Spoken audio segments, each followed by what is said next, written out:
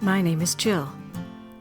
Whatever your reason for choosing to explore a podcast called Spiritual but Not Religious, I'm glad you're here. My mission is to provide information and discussion about living a fulfilled life, developing spiritually outside the confines of organized religion. Today, I thought I'd tell you a bit of my personal history so you can see where I'm coming from. Maybe you'll see a bit of yourself in my story. I am a Cradle Catholic, raised by good Catholic parents who ushered me through the rites of baptism, First Communion, and confirmation. I enjoyed the 1980s version of the Catholic Church. At least at the churches I went to, we had good musical groups with lots of guitar and songs you could actually sing to. But we ended up moving 3 times during my high school years, and despite my loving parents and strong Catholic faith, I suffered from anxiety, depression, and low self-esteem. I found myself at the end of high school trying to choose a path for the rest of my life. I always got good grades, and the teachers all told me I could do pretty much anything, so I decided I should do something difficult with my God-given intelligence. My parents were both pharmacists, and I loved science, and I loved animals. So I finally decided to become a veterinarian. Yes, that was literally my thinking. I had no idea what being a veterinarian really entailed, but I knew it took 8 years of study and was not an easy path, so I went with it. I'd got a degree in biomedical science and went on to vet school, but as time passed, I realized that veterinary medicine wasn't really what I wanted to do with my life. I grew more anxious and depressed as the years went on.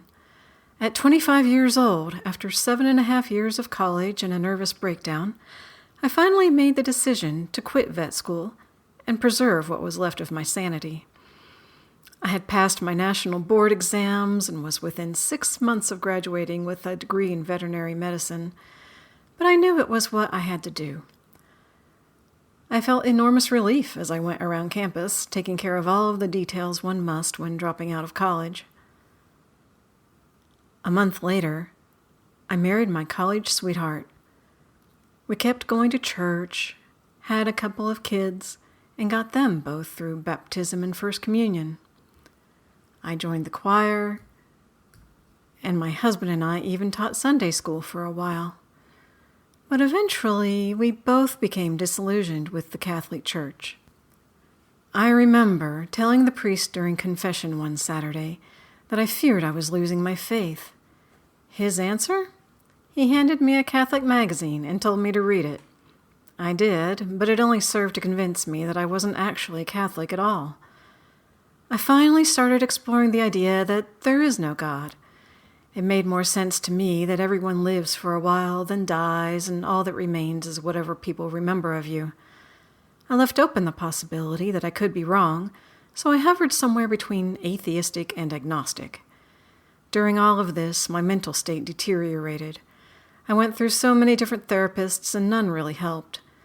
Medications helped ease my depression, but nothing helped me develop any sense of worth or self-esteem. I lived in fear of letting down the ones I cared about.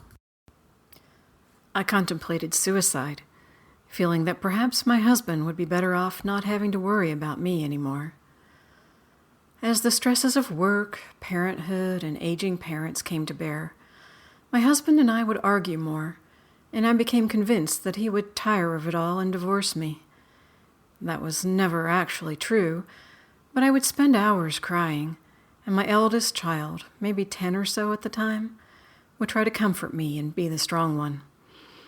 I had no idea how hard that would be on my child's psyche in the long run. The good news is, my husband and I went to counseling together, and we came out of that understanding each other so much better. We became better partners for each other and better parents for our kids.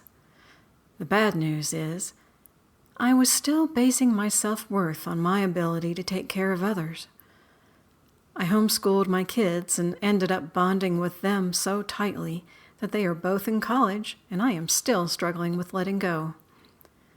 I took care of my aging mother until the day she died, then felt guilty for not having been there to hold her hand during her dying breath. Then a miracle happened. I stumbled upon a therapist with an impressive array of skills, including hypnotherapy. After several sessions, we decided to try EMDR, which is eye movement, desensitization, and reprocessing, and then moved on to hypnosis. And it worked. Within a year, the hypnosis plus the therapy sessions that followed accomplished what 25 years of talk therapy could not.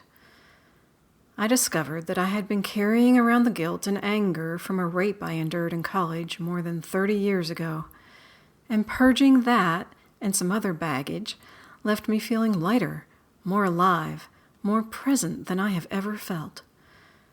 My therapist and I got to talking about religion and spirituality after that, and I told him my backstory.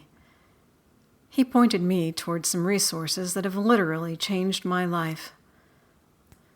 I discovered a depth of spiritual awakening within me that I'd only felt hinted at throughout my life.